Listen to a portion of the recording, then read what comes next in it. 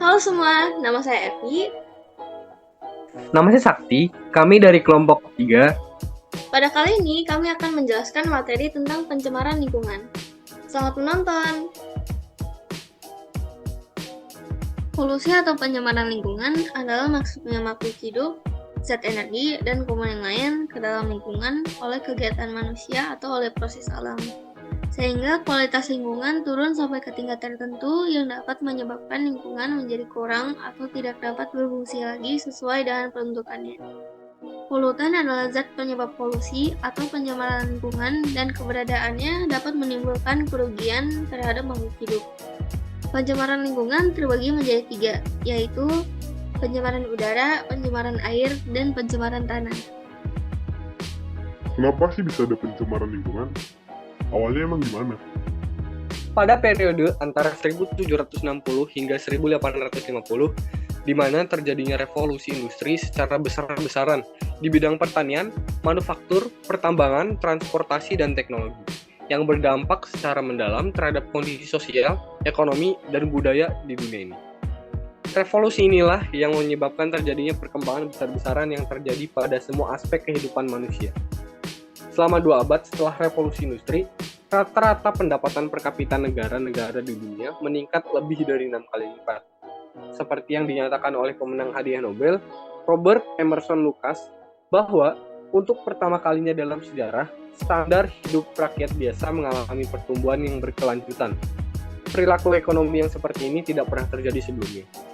Revolusi industri juga menandai dimulainya era pertumbuhan pendapatan per kapita dan pertumbuhan ekonomi kapitalis.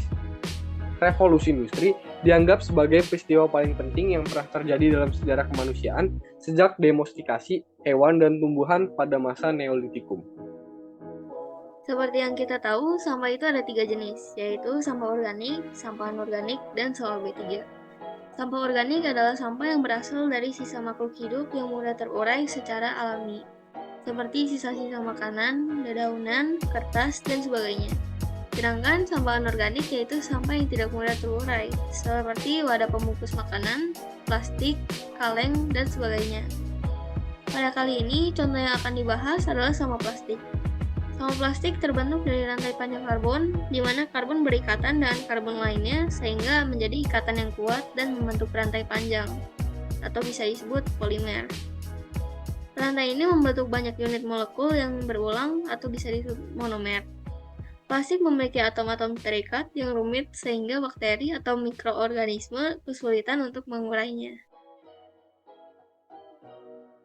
Nah, menurut data yang dipublikasikan, Kementerian Lingkungan Hidup dan Kehutanan pada tahun 2021 mencatat volume sampah di Indonesia yang terdiri dari 154 kabupaten atau kota se-Indonesia mencapai 18,2 juta ton per tahun.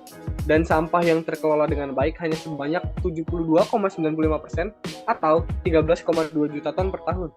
Mengapa ini bisa terjadi?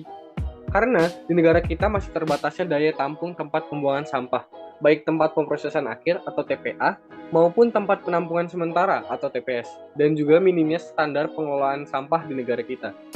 Dan jika melihat target populasi tahun 2024, IKN mencapai 1.671.853 jiwa.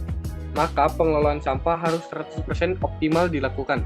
Dan apabila ada kebocoran sedikit pun, maka akan terbuang ke lingkungan dan akan bermuara ke laut yang akhirnya akan mencemari lautan. Sehingga peran manusia dalam menjaga lingkungan hidup merupakan bagian dari komponen lingkungan hidup yang senantiasa saling mempengaruhi. Pengaruh manusia terhadap lingkungannya sangat besar.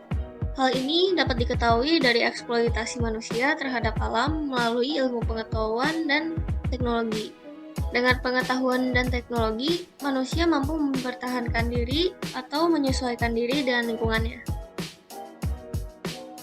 Seperti yang tertulis di Amsal 3 ayat 19 hingga yang ke-22, dengan hikmat Tuhan telah meletakkan dasar bumi, dengan pengertian ditetapkannya langit, dengan pengetahuannya air samudera raya berpencaran dan awan menitikan embun. Hai anakku, janganlah pertimbangan dan kebijaksanaan itu menjauh dari matamu. Peliharalah itu, maka itu akan menjadi kehidupan bagi jiwamu dan perhiasan bagi lehermu. Dengan ayat ini, Tuhan mengatakan kepada kita untuk memelihara alam, bukan merusak atau menghancurkan alam itu sendiri secara perlahan-lahan. Sesungguhnya Tuhan telah menciptakan alam semesta beserta isinya dengan teramat sangat indah. Itu merupakan anugerah yang amat besar yang terlebih dahulu Dia sediakan sebelum menciptakan manusia, supaya ketika manusia hadir, keindahan itu sudah bisa dinikmati secara langsung. Sejak semula, Tuhan pun sudah menyatakan bahwa apa yang Dia ciptakan adalah baik. Tanaman, pohon-pohon berbuah, tunas-tunas muda itu diciptakan dengan baik. Nah, beberapa solusi yang dapat dilakukan untuk mengurangi pencemaran lingkungan dalam penggunaan plastik adalah: pertama, membawa kantong belanja sendiri; kedua, menggunakan tumbler atau botol minum; ketiga, tidak menggunakan sedotan plastik; keempat, hindari membeli makanan dan minuman dengan kemasan plastik; dan terakhir, daur ulang sampah plastik. Demikian penjelasan dari kami. Semoga apa yang kami sampaikan bisa menginspirasi dan mengedukasi teman-teman sekalian. Sekian dari kami, terima kasih.